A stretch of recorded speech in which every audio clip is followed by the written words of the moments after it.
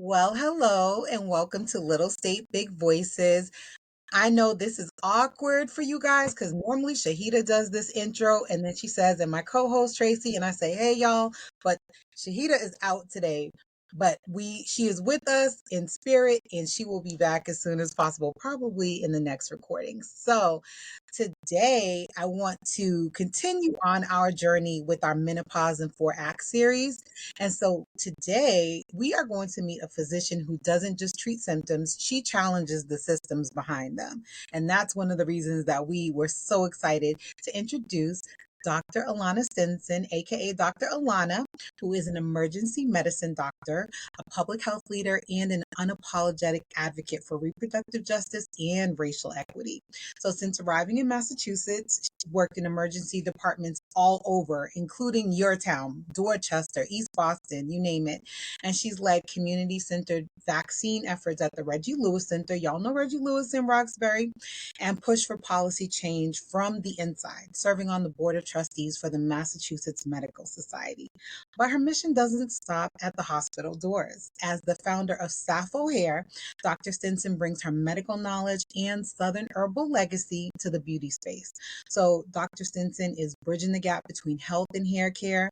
Her award winning line was born basically out of a desire to heal more than just your scalp. It's about giving Black women a safe place and clean, effective tools to care for ourselves in a world that, sometimes we're not always represented and we're left out of the health conversation entirely too much. So this is more than a conversation about menopause, about hair. It gets deeper than that. And we're going to talk about the intersections of aging, race, reproductive justice, and radical self-care, which is big and very important. So pull up a seat. Dr. Ellana is here to remind us that healing literally starts at the root. So, yes, I'm so excited. Great. Thank you. I was like, who is that person I'm she talking about you, sis. I'm talking about you. And talking about? I was so blown away. I first encountered you. Well, I should back up. I've seen you on television, but I first encountered you in person at the Boston Wild Black Summit, How to Boston Wild Black Summit that just took place here. Where are you a member of Boston Wild Black? I was a founding member. I need to just make sure my membership is up to date. But Okay, okay. yeah, I'm all calling you out. It was like we I didn't think pre. it is. If not, I'm gonna have to. You make me have to go check to make sure I'm up to date. Yes, but we are so excited. I mean, I heard you speak on a panel and I was so touched by your personal journey as well as your professional journey. And it just ties in so beautifully with the conversations that Shahida and I have been having about menopause. And so one of the things that struck a chord, and I think you might have even seen me do some stuff with my eyes and my face. I have Hmm. a poker face. When you were talking about your personal menopause journey, it mirrored mine in a way that was just, it was so striking for me. So I have shared with our listeners that I started my menopause journey unexpectedly in my 30s, and you mentioned something similar. Can you talk to us about that? Yeah, so it was 30-31 for me. I also was diagnosed with thyroid cancer too around the same time. So it was almost like, did that lead to this? But then come to find out that it was just totally separate and had already been happening, and I just didn't recognize it and just so happened to incidentally find the thyroid nodule. But Mm, basically 30-31, your periods get irregular, start having all these mood swings and stuff that aren't typical with your PMS. And um one point they just stopped and I was like, this never happened before. So I go to the doctor and like she's like, all your labs are like off. And I was like, what do you mean? Like, and I had never had these labs before either. Actually, as a physician, I never asked for them. I didn't think to. Like, it's just not something that you go see your doctor. And I'm not an OBGYN, so these aren't things that I typically think about, like my estrogen, my AMH levels, my follicle stimulating hormones. Like, we learn about this stuff in med school, but I don't, you learn about things in med school, but you don't always think it applies to you until it happens, right? Like, this is my patients. These are things I do for other people, not for myself. So it yeah. wasn't something that I thought to like stay on top of because I had just gotten out of medical school. I wasn't like trying to do family planning or anything yet. So I just assumed that would be something when I'm ready to do that part, but never got to that part because my body was like, yep, we're done. So, I even went through egg harvesting even afterwards because what they were calling it was idiopathic ovarian failure, and was like, oh, you may pop in and out of it. And I kind of did through the years, but nothing like predictable. So the egg harvesting obviously failed, and I was just like, well, that's it. So we just started thinking about like, well, how do you go through this process, right? Because that's not something that we're taught. Like it does not pass down to us. Like our providers don't talk to us about it. Even in medicine, there's not a whole lot of conversations that happen around menopause because I think society just thinks once you hit that, they send you out to pasture to die, right? Like you're just an old Yeah, hag, but you're not old at 31. Like, what am I supposed you to are definitely not old at do? 31, and that is so unexpected. That is, and so just researching this project that we've been working on, and a little bit before that, because my experience happened when I was about 36. I was a little bit older than you, but I I thought maybe it was my IUD that affected me, but I learned so much about egg count, follicles. I was learning it as a response to what was happening to me, not as prior knowledge that I had in advance. So, I'm always like out here telling women, like, if you want to have children and you don't have them, or you want more children, get ask for your egg count. And and I know people are just like, why is this woman so interested in Mhm. my egg count? Because it is important. And like you said, you went to harvest, and these are things, you are a physician, you work in the field, so to speak, and it happened to you. And so it just goes to show that we are undereducated on this subject. Like you said, if you go to the doctor, they have a checklist, they go through their checklist, and if that's not on their list for you because it doesn't match up with your age profile, you're not going to have the conversation. it's And I it's get that a lot too when I go to the doctor. They're like, "Oh, you're young." I'm like, "No, look at my birthday. I am not young." Or, "No, I want this." Like, and it's funny because in other countries, they automatically include all this in your physical exams annually. interesting. Yeah, they don't. Like what countries are you thinking, like, I well, don't what countries, for example, it would it be like Some Europe? European countries, they automatically put it's part of your annual exam in labs. Like you check your reserves, you check your hormone levels. We don't do that typically as part of the annual exams. So you bring up a point, hormone levels. So you are the founder of Safo Hair. And so this is a product that came out of your reaction to Mhm. some of the things you were seeing happen with your own patients. And of course, as a Black woman with black hair that grows out of your head, ethnic hair, I'm a 4C. So, I totally can identify. Talk to us a little bit about what you noticed and how Safo came to be. Yeah, so shortly after that, I started having a lot of hair falling out in the showers. Like, we always have hair shedding, but I just was like, this is a lot more than normal. I felt like my hair patterns weren't the same anymore. Like, things were changing. I was breaking more. I was just like, this is strange. So it really sent me down a rabbit hole around how your hormone levels affect your hair growth and other things too, like your skin, you start to wrinkle, your weight gain, things like that. These aren't things that we're ever taught about, like just the Mhm. general public. And even in med school, I don't know if I knew how much like your estrogen levels affect how your hair grows out of your head, right? So if your estrogen levels drop during menopause, which they do, they just go through the toilet, your hair growth starts to slow down. Your hair goes into stages where it just starts shedding more often, and that's why you see so many older people with thinner hair, Mm, because they don't have the estrogen needed to promote hair growth. So you obviously need to talk to your doctors about like hormone replacement therapies or other things to kind of help supplement those spaces. But once your estrogen levels fall, like your male pattern hormones surge because your levels aren't where they need to be. So then you start seeing these balding episodes and things like that. And like the hormones play a role in just about every single thing.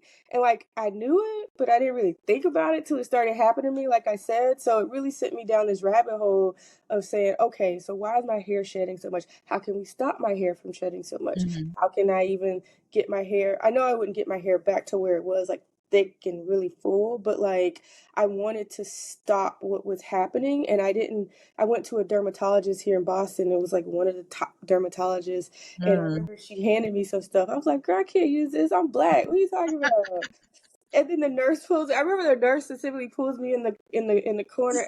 I think the nurse was black, and she goes, "I know. I'm so sorry. We get this a lot from our black patients." I said, "Well, you need to fix it. Like, what is wrong with this?" So I was like, Right. I got it. So I actually started doing my own personal research just to see what was on the market, like what was available, because there's stuff out there. Some of it is medicinal. I didn't want to get on anything that had medicine in it. And Mhm. I wanted something that was natural, and I needed something for my textured hair. I have 4C too. So it just went down a rabbit hole, and I was just frustrated. And my friend, we were at the eye lab at Harvard, and he was like, just start a hair care line. I was like, what are you talking about? I'm a doctor. I can't just start a hair care line. What does that Now mean? see, that's a good friend. That is a good I was like, I don't even know friend. where to start. He was like, and then interestingly, my uncle was doing hair care products in Alabama. I'm originally from Alabama, and he was doing a lot of herbal things that he had been passed down to him from his grandmother, my great grandmother. And I remember I called him up one day, and he was like, "Just go in your basement and get a crock pot." I was like, "You are trying to get me thrown in jail." So I just really like just took some of his knowledge and like my research. I have a chemistry background and just started digging and just really looking at like what actually was going on with my hair, and then did like interviewed a bunch of people, and not only were they having some similar issues, my age group at that time was not going through menopause, but they were actually having a hard time finding things for their hair type, What's up? their structured, their textured hair, and No. their textured hair, as well as some issues they were having that they couldn't get addressed on the market. I, like I'm taking all of this in and I'm thinking about like the family legacy piece of it. Your uncle saying just do it, your friend saying just do it, because I think that's, one of the things as Black women, we know so much. We solve so many problems for other people, but we don't always figure out how to spread the word properly or to monetize it. So I Hmm. love that not only did you figure out the solution for yourself, you didn't just leave it there. You wanted to, provide this solution for others, and you figured out a way to monetize that, because I love that for us. I love an entrepreneurial endeavor, as if you're not doing enough, saving lives and whatnot.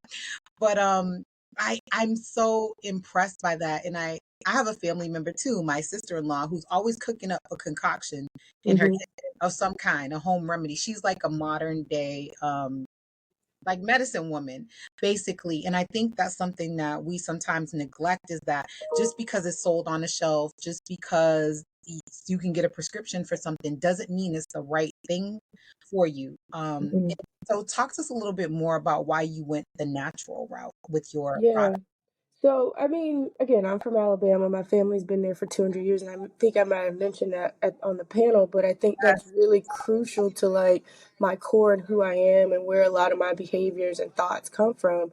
I grew up with like all these different, like, how do you stop a nosebleed? How do you break a fever type? Like, go outside and get this. And then again, my uncle, who like, he has a whole book of like, medicine man type things and like how he treats things.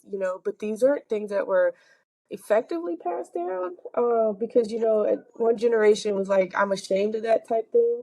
So I mean, Mhm, but it still shapes how I think about things. So I think, what struck me was like how we moved away from that so much, and we were a lot I mean, granted, I could say healthier, but I don't really know. Our medicine is so much more advanced now. But just when you do anything naturally, it's safer and it's better, right? mhm, And I really started to see a connection or a lot of similarities with the beauty industry and the healthcare industry around disparities. And one mhm, thing that we ended up being on a lot of times, it's on medicines, right? And these medicines interact with all these other things. You can't do that. And, your medicines sometimes cause hair changes. And I wanted something that was natural and safe to use, that didn't require a physician to go and prescribe to you. Something that was safe to use and free of toxic and harmful ingredients that have been linked to cancers and reproductive health issues. Because there's so many products on the market that we're not aware of, that have hormone disruptors that lead to all of these reproductive health issues that you and I have had, mhm. and even some of the cancers that some of us have had. So I wanted to do something natural and safe, and really kind of dig back in a little bit into my own ancestral bag a little bit. But yeah. And I would agree with you that yes, we are more advanced medically, but we're also advanced in other ways because we are in a fast food society. And that includes everything, wanting everything fast. We want our packages faster. We want our meals faster. So that means you might be microwaving something in plastic, which I'm Hmm. not a fan of. And my whole thing is like, okay, if I could put it in glass, if I could put it in a non-toxic pot or pan, like I'm looking for that solution. But as Black women, we are constantly dealing with our hair, and it's a labor of love. In that, be that braids like this, you know what I'm saying? What have they treated these braids with? What have they treated? The eyeshadow that I'm wearing. Like, how much metal is am I putting into my body unknowingly, Hmm. or toxins, just trying to uphold a standard of beauty as a Hmm. Black woman or as a woman in general. So Yeah. yeah, it's tough because I want to be as natural and organic as possible, but I'm gonna go down to the grocery store like everybody else, and I'm gonna get the Well, products. that's the thing, right? McKinsey put out an article a few years back just indicating how, like, Black communities on average have to travel like 20% further to even get access to a safer quality product. So of course we're going to go to the grocery store, we're going to go to CVS, we're going to Mhm, go to that Chinese store on the corner where cuz it takes us so much longer to get to a Sephora or Ulta, and then the price points are a little bit higher. So mhm, that was the other thing. Like, I really was digging into the disparities just across the board, like how we access it, what products are on the market, where are most of our products made. They're made in China or India and in China, right? Like, the mhm. regulations aren't the same as they are in the EU. Like, how much are they costing? So I really wanted to, like, be holistic around the approach of having things accessible to our community. Granted, I'm online right now, so everyone shops online, and then I'm hoping to expand into salons and some more retails locally. But that is really priority for me because we shouldn't have to just go to I almost said Kroger. I don't live in the South anymore. We shouldn't have to go But to we have Stop. listeners all over the world. We actually have Okay, listeners as far as Africa. So okay, and we have listeners in Europe as well. So this is a sweet. conversation. It's a broad conversation because Black women are everywhere. Ethnic women are everywhere. The places you least suspect them, including Boston, including Rhode Island, including Switzerland, or wherever you can imagine us. And we're like I said, we're always looking for, I mean, at the end of the day, even if you don't get dolled up every day, you have to wash your hair Yeah, you have to, to. to maintain your hair. You have to maintain your skin. You have So, to maintain all of your body to keep it healthy. and And some products don't support that's health. exactly why I chose hair care, because I was actually thinking about body as well, because our makeup as well isn't safe. The things we put on our lips, they're not, they have things in them that are probably not good for us, a lot of them.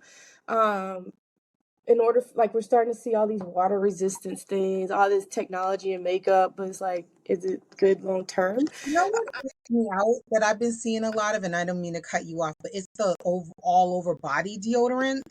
Hmm. I'm not trying to get involved with that. I'm like, Half, something about that half, just half the doesn't. stuff, I'm like, why do we need this? Like, really? Do we? Yeah, Why? And I thought about that, but I think the one thing, even if people don't wear makeup, we all do our hair, and our hair, everybody. and Black women on average use far more products on our hair to manage it because society tells us we have to have it a certain way.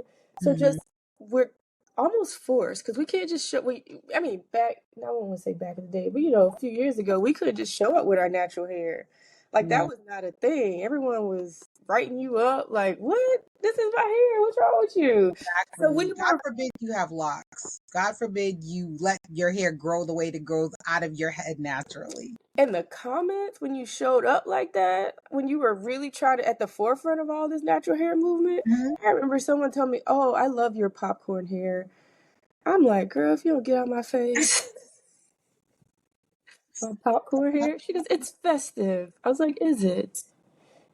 That's one way to look at girl. So I Mm. mean, it was challenging, but required you to have to, like, put far more products on it. We just can't dry shampoo and go or shampoo and go. We have to shampoo, gel it, mousse it, moisturize it. We gotta do all the things to that hair. We put Diet, a lot of diet, products. lay it to the side, all the stuff. And but part of that is also that comes from our culture, African culture. Of course, when they were doing it back in the motherland originally, it was like clays and herbs and all the, and and Natural. it, so we just always are gonna look ornate. Black, we can't help it. Like We that's are, but it us. increases our exposure to these products It though by does. holding up with traditions and trying to look ornate. We're using things that don't have our best interests in mind. And it's hair care is one start, and this all ties back into menopause, and why some women may be going into early menopause is Hmm. because now more than ever, especially with social media, there's this, there's so much pressure to get all these products and use all these products and do a makeup tutorial and you try this new hairstyle or whatever. But I even started noticing, like, maybe years ago, that I would buy things in a store, maybe buy a handbag, literally, you're like, it's Hmm. a purse. And there'd be a note in there saying California rules and regulations states that this may contain toxins that are dangerous for pregnant women. I was like, it's a purse. What Yeah, is in it? But our it's clothes. Yeah, even the fabrics we wear. Yeah, yeah. it's eye opening. It is eye opening Our it's like food. to just walk around naked with no accessories. I Like, mean, we can go way back if we needed to. it's, what are we supposed to do? But I think this is a great start. This is Sappho and other natural products are a way to reclaim some of that autonomy about taking Hmm. care of yourself Yep. and about managing. And so, and people may be thinking, well, I'm already in menopause. Why does this even concern me that someone in their 30s, that concerns me because fertility is a huge issue. Hmm. Many people want to be parents and they sideline parenthood for a career. I'm going to Hmm. go to school. I'm going to get my multiple degrees. I'm going to, and Black women get the most degrees. We all know this. We're the most educated group in the country. Maybe you want to become a homeowner. Maybe you want to start a business. Like, when I'm 35, I'm going to start a family. It's like, what happens if you get to that point and something has prevented you um early, or it could just be biology. It could just be Yeah. born with this amount of eggs and now they're gone. Or one of my cousins, she in her 20s had a form of cancer that caused her to have her whole uterus removed, and she could Hmm. no longer be a mother. Harvesting eggs was not an option, Well, as you mentioned before. So, some of these things, like, we need to be having these conversations early and mhm. often. And I think we also need to get rid of this whole notion of like traditional motherhood too. It took me a Yeah, while to get there. Like, even if you are healthy, you're still may never ever birth your own child. We have this idea of like what motherhood's supposed to be. Maybe that's just having a dog or adopting a child or being an auntie. Like, you have to like be open minded about what motherhood means for you and just be okay with anything happening. And like, if you're wanting a certain thing and if you want to birth your own child, you probably should start having these conversations and think about it in your 20s, and start mhm, thinking about and planning with your physician around like the egg harvesting, because you never know what can happen. You could go into early menopause, you could have a health condition and that requires you to like chemo, or might have to have your uterus taken out. Like, anything can happen. We don't ever think about these things until they do happen.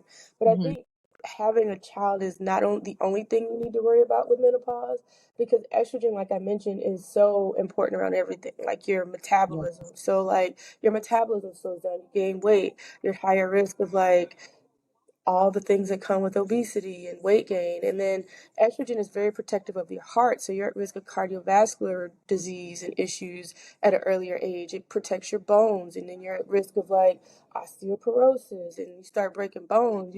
Old people, they break bones, it's like downhill from there. But you yeah. can't do anything if your bones aren't healthy, right? You can't move around and have the quality of life that you want. So like, estrogen is a big piece of every part of your life, and not just having a baby, even your brain health. Like, you start to have foggy brain, you can't remember things, you can't perform very well. Like, so you can't think, you're eating too much, you're gaining weight, you're at risk of having heart disease, and your bones ain't working. Like, you are I having a problem. So I think, when you hit menopause, it doesn't just stop there. You need to continue with the maintenance and like talking with your doctor. Just aren't like, okay, I'm in menopause, I'm just gonna wait till the end of life.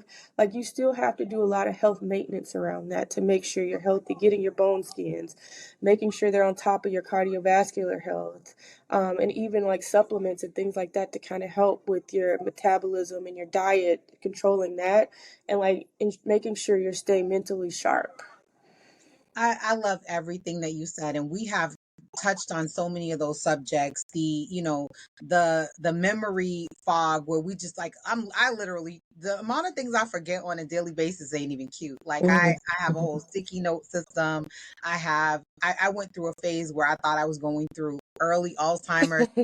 Like it's so real. And then the hot flashes and all the good stuff. But We didn't talk about that. Even those hot flashes affect your hair. All that sweating that sits on your scalp, like just oof. And so that's, those are all factors. And like you said, it's not even about, okay, do you want to be a mother? It's not about, are you still a woman? It's about, okay, quality of life at the end of the day. Like how do you navigate this new landscape? Because menopause it's like literally a new chapter of your Hmm. life. And I think that, so many of these changes, you going bald headed, you sweaty, you're hot, you're mad. Like that can lead to some depression, and we we spoke We on that didn't talk about too. that. Yeah, Yeah. because it's just like, who am I? There are moments when sometimes as women we sit in this journey and we're like, who am I now? Like I feel like I'm not myself. Well, And I think that's why your podcast is so critical because, like, you get to this point, like, who am I, as opposed to just expecting it to happen. Like, when we were little Mhm. girls, we were expected to have our periods. We never questioned, who am I? You're like, I'm in womanhood now. Like, if Yeah. these are things that are discussed with us, we would expect the transition and be able to transition and not get so depressed because it's something so shocking and surprising to us. So, like, these conversations are critical so that more women aren't getting there and trying to figure out, like, who am I? Where'd I go? This is Yeah. part of your aging. You're living, you're growing, you're becoming smarter and wiser, and your body's transitioning to a new phase.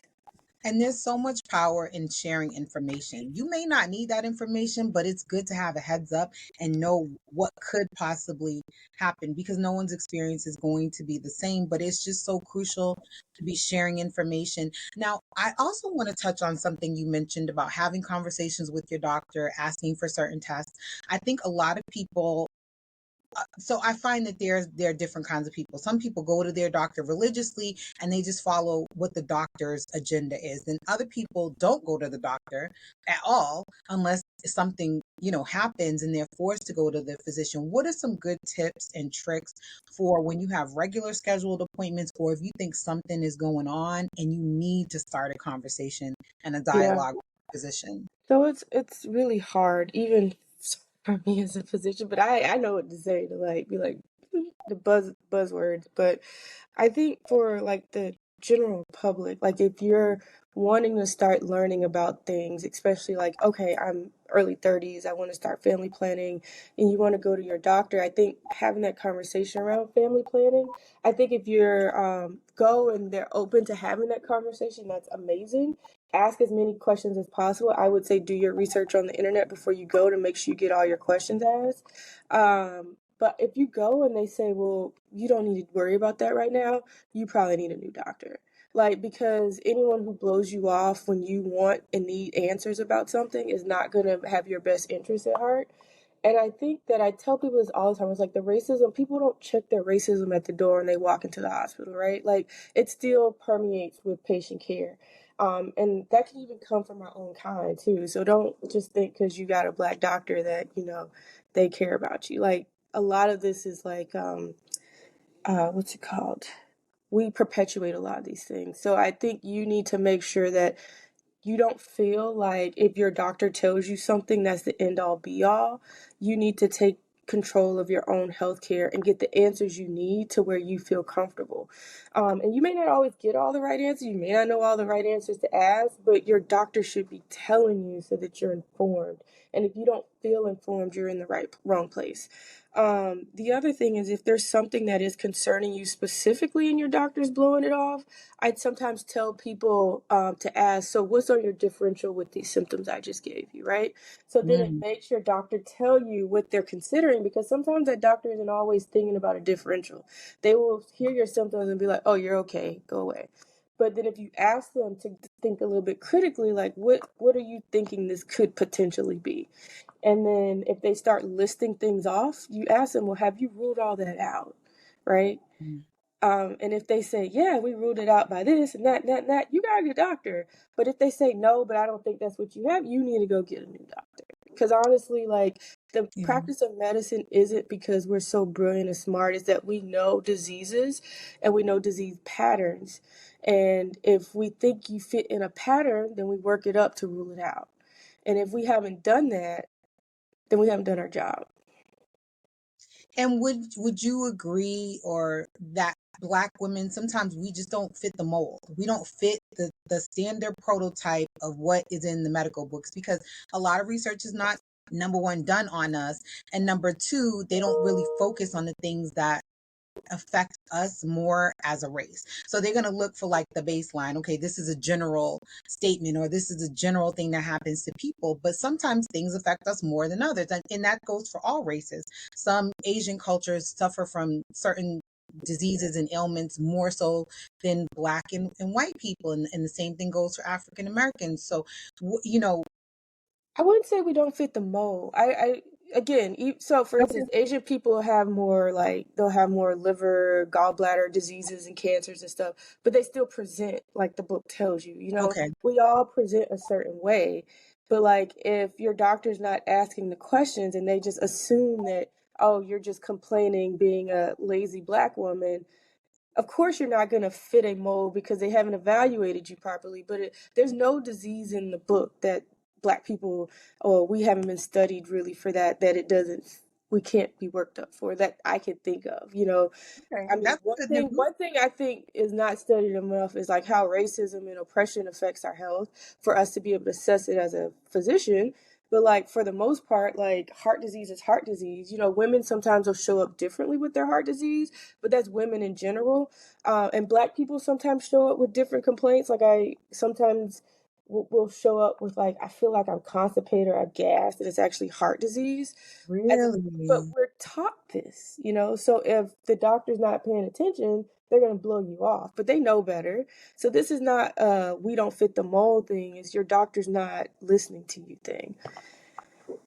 No, I love that, and I think I've made a habit of collecting the right physician team around me, and I'm not afraid to be like, you know what, I need someone else, and I think one of the things I grew up, I'm a kid, I'm a '70s kid, so I grew up watching a lot of TV where everyone was getting a second opinion. Get the second opinion if you feel like you Second, need. third, fourth, get all of it.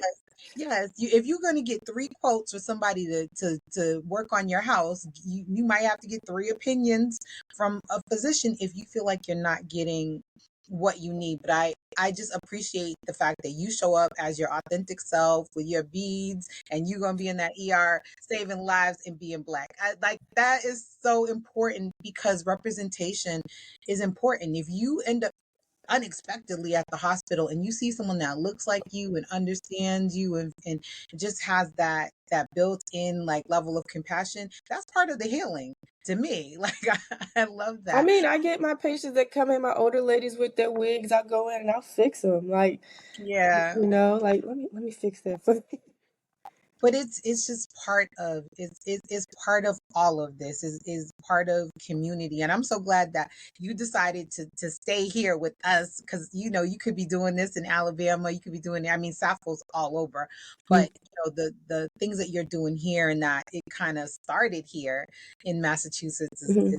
in this New England area is pretty cool. So wow, we're starting to like get toward the end. We're going to wrap things up, but we like to kind of do some fun things at the end of our conversations too. We like to learn a little bit more about you. So I'm going to ask you three questions and Okay.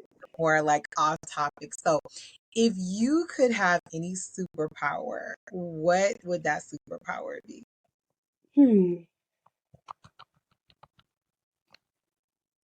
I would say my superpower would be the power of speed. So, like, right now, it would be what I need because I would just hurry up and get everything done and, like, go sleep or live my life. Just because I have so much work. I have my sticky notes here too, they all piling up. So, like, I just, like, if I just have more time to get everything done in a day, that'd be great. So, I think that would be my superpower, at least today. Maybe after next week, it might be something else. So you'd be like the Flash. You'd just be Flash. It's all done. It's handled. Olivia Pope. exactly, exactly. Someone at the summit was saying that they work 2 hours a day. I was like, I want to be that dude. Whatever, however he got himself automated, he's like his own version of the Flash. He like only Mhm. works 2 hours a day, and he's like really successful at it. I'm like, he made up his own version to be in the Flash. But Wow. Yeah. now you're giving me Madam C.J. Walker vibes and whatnot, modern day. You know what I mean? Just like with all of that. So if if someone could play you in the movie of your life, because Ooh. I feel like it's coming, Oh. who would play you in the movie of your life? I would say Brandy. Ah, Brandy Norwood. Okay. Yeah, and the reason I say that because I don't think I look like her, but I know growing up, I feel like everyone all when I was younger, they was like, "You look like Brandy." I Okay. think we both look very different now than when we were both little, but I think Brandy. Okay. I like that for Brandy. She's a great actress too, so I could see her pulling that off and being Dr. Alana in the movie that would go, I think it could be our next like Hidden Figures with you. I'm serious because this what Funny. you're doing is so cool, is so That's important. so funny. Let's see. And so three things that you love about Massachusetts, and then one thing that you would change about your Massachusetts experience. Yeah, three. I will say, I know I talk a lot of crap sometimes just because, I'm very Southern and it's hard to find that same, obviously, it's New England to have that same Southern culture up here, but, and you're always comparing stuff. But the thing I do like about Massachusetts is like, there's so much to do up here. There's so much history. Like, there's so many things to get into. Like, my family comes, I'll take them to like Vermont and Rhode Island, and everything's just so different and scenic and like just I don't know, like something out of a book, right? Like, going downtown and seeing where the Constitution was signed. I'm like, that's kind of dope, It was fire. We just definitely take it for granted. Yeah, that was the one thing that I found very attractive when I first moved here, and there's beaches here, there's skiing here, there's go up and further north, more mountains. Mhm. But like there's so many different terrains here, which in the south everything is just you gotta drive hours to get to something different, which I think is very different for me than when I grew up. I also think there's so many opportunities here, right? Like, the healthcare system is a powerhouse in the world here, of the world here. And like, there's so many opportunities. Like, if you have any ideas or whatever, like, there's so many resources and so much money. Like, I don't think I'd be in the same position had I done this in Alabama, right? Just because it requires so much support and and funding and like things like that. And I think I was uniquely in Massachusetts when all of this stuff happened to me, that made me want to do it. And I think you said three things. Um, I, the I know people are gonna say not really, but I lived the last part of my life in Georgia, so we didn't have public transportation, and the MARTA sucks in Atlanta. But I guess compared to like New York, the public transportation isn't bad, but like it's a walkable city, and I appreciate that when the weather's nice. I can walk. I pretty much can walk anywhere from where I live, and that's kind of nice. And if I want to hop on the train, I can hop on the train. I do not put nearly as many miles on my car here as when I lived in the South. So that's a testament. That's really nice. Thing I would change, I would love there to be more community, especially within the Black community up here, for to see more Black people supporting Black people authentically. I think that's one thing I do miss up here, being back home, that community that'll just wrap their arms around you. I don't get that here. And I can agree with you on that. And I think that that's kind of one of the things that Boston While Black is looking to foster. I know here in Rhode Island there's like a really good sense of community among the folks that are here that are natives, and I'm trying to muscle my way into that community with them. But there's, it is there. It's a matter of finding it and tapping in. But like you said, some in the South, you get there and it's just like, come on, baby, bless your heart, come They on, don't let me even know you, that you get coming some of over this for 7 Up dinner. cake. Like, I understand exactly, what you're saying is that it's not the same. People are a little bit more, we don't trust as quickly. We definitely like the invite to the house is like after we know you for a little while. Mhm. It's a very different vibe. But I hope that we can get there and that we, because we want you to stay. So we want you Well, to I find mean, I've gotten my people, but I mean, it's just a cultural difference, you know? Like, you just have to yeah. be okay with the cultural difference. Well, I think that hopefully, because of all the stress that we're going through as a country, that we will start to find these pockets of community and start to dwell in them and use them as resources, start businesses, rebuild our own Wall Streets and things like that. I think, that's very important, and maybe this will force some community that hadn't been there before. So hopefully that will be a thing. But thank you so much for Thank joining. you. I want folks to know where they can find you, where they can find Absolutely. Safo. Talk to us about that. So right now, on our website, definitely go check out our website. It's Safo Hair, SAFO hair.com. You can find all of our products. It tells you everything about our products. Some of them have been, some of our products are award winning. We have a lot of, you can look at our reviews. We have a lot of blogs on there that are educational around some of the menopausal stuff, the ingredient stuff, and just the beauty justice side of things. In addition, you can find all of our other features if you want to hear other articles or podcasts that we've been on. And shortly, we're going to open up a website for you to drop stories about your own hair journey. So we want to really start building community on the website. We're on pretty much all the social media platforms, but pretty active on Instagram, Facebook, and TikTok at Safo Hair on all those platforms. And then we're working to ramp up our YouTube with more educational long form and short form content. As far as purchasing, obviously you can purchase on our website. We're also on Amazon. We have a few products on Amazon.com, and you can also find us on Macy's.com. So that's Macy's, the Love retail that. store, Macy's.com. And we're looking to do some expansion. So hopefully, when you're traveling or in your hotel soon, you'll probably start seeing some Safo as well. So just keep an eye out for us. If you see us, give us a shout out on any of the social media platforms. And then all your listeners today can enjoy a discount of 15% using the code VISIONS15.